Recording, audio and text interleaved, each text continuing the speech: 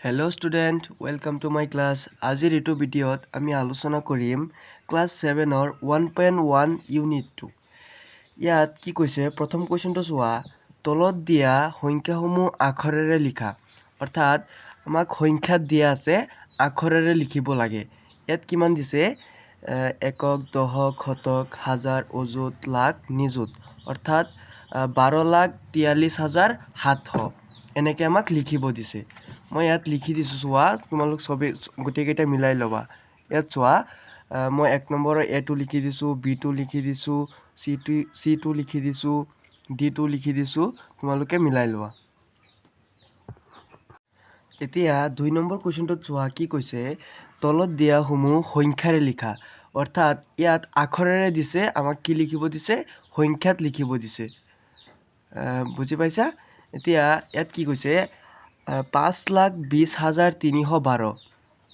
অৰ্থাৎ আমাক 5,20,312ক সংখ্যাত লিখিব দিছে। বুজি পাইছা? এতিয়া মই ইয়াত চোৱা লিখি দিছোঁ, 1 নম্বৰটো হ'ল 5,20,312, 2 নম্বৰটো হ'ল 30,14,105, পিছত 3 নম্বৰটো হ'ল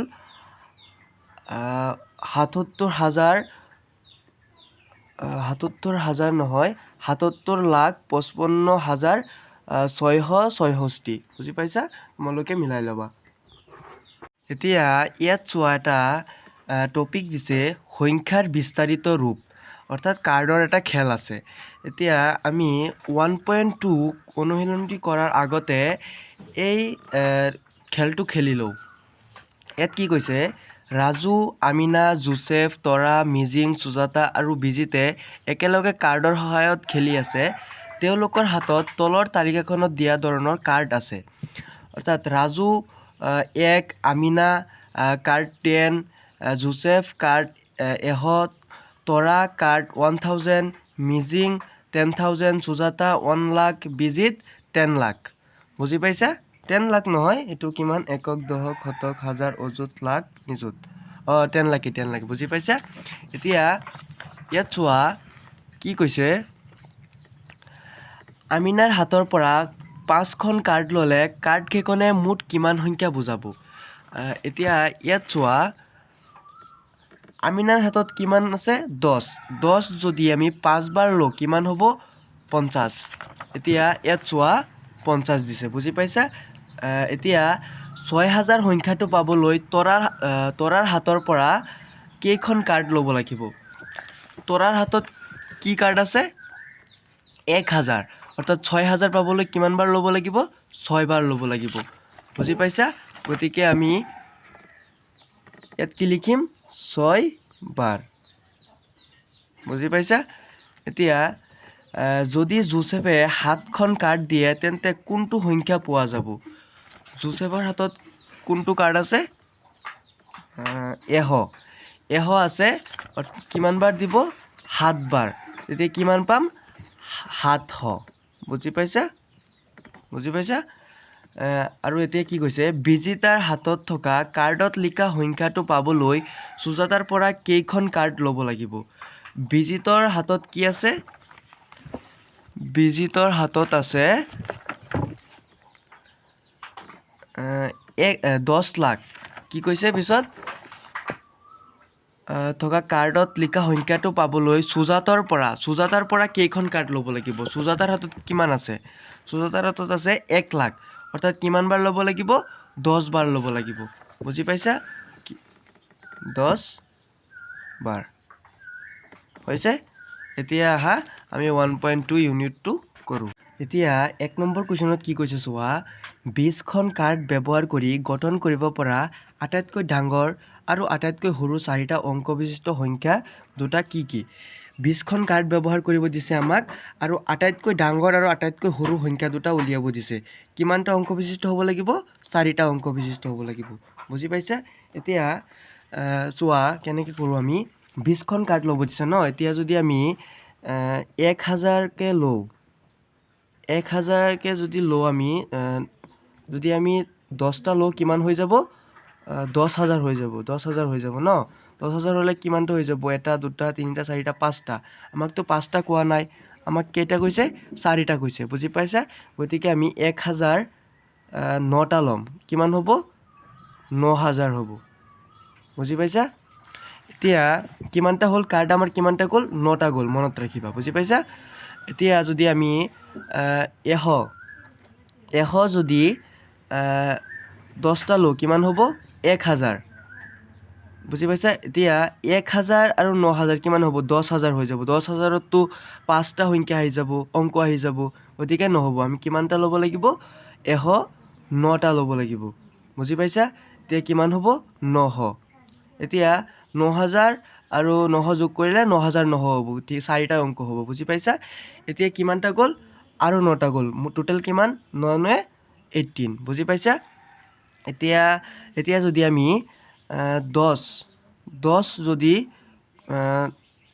2টা লওঁ কিমান হ'ব 20 তেতিয়াহ'লে এইটো প্লাছ কৰিলে 4টা অংকতেই হৈ যাব বুজি পাইছা এতেকে আমি কেনেকৈ লিখিম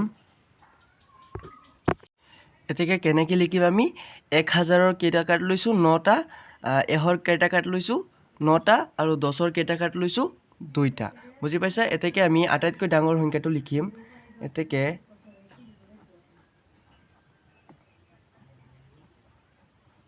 আটাইতকৈ ডাঙৰ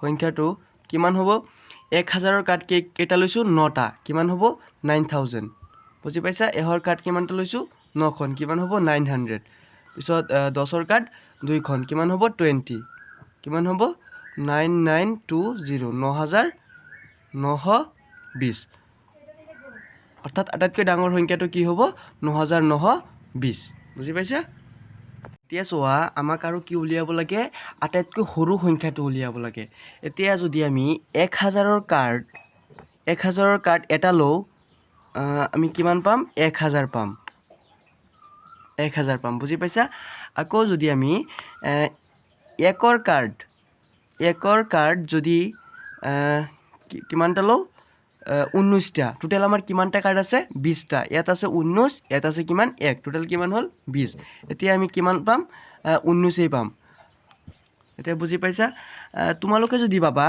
ইয়াত 1ৰ সলনি আমি যদি 2 বা 3 বা 4 লওঁ তেতিয়াহ'লেতো হ'ব কাৰ্ডৰ সংখ্যাটো চেম কিন্তু আটাইতকৈ সৰু সংখ্যা নোলাব বুজি পাইছা আটাইতকৈ সৰু সংখ্যা উলিয়াব হ'লে আমাৰ 1ৰ প্ৰয়োজন আছে বুজি পাইছা সেইকাৰণে 1ৰ কাৰ্ড লৈছোঁ এতেকে আমি কেনেকৈ লিখিম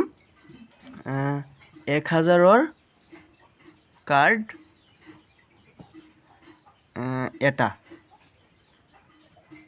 পিছত 1ৰ কাৰ্ড 19টা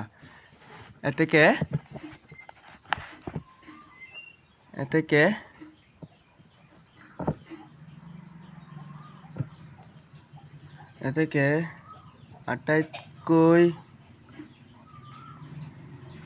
সৰু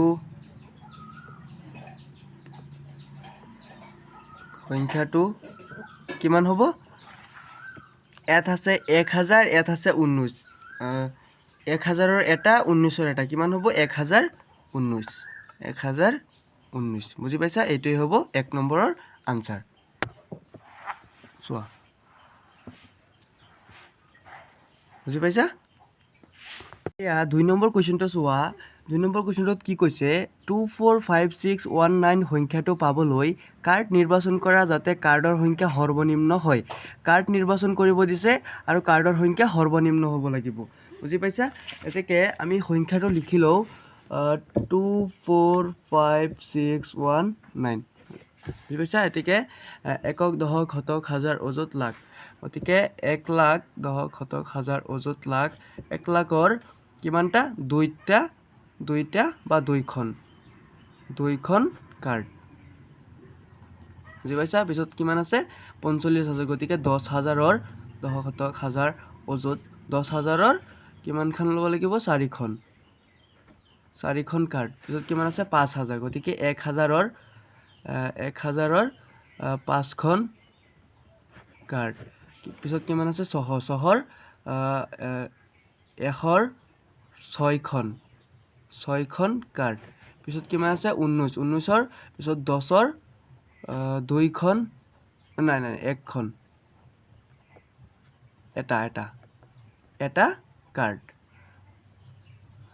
বুজি পাইছা পিছত কিমান আছে 1ৰ কিমানটা ল'ব লাগিব 9টা ল'ব লাগিব বুজি পাইছা 9টা কাৰ্ড এইটোৱে হ'ব আনসাৰ বুজি পাইছা এইটোৱে হ'ব 2 নম্বৰৰ আনসাৰ 2 নম্বৰৰ সলিউশন বুজি পাইছা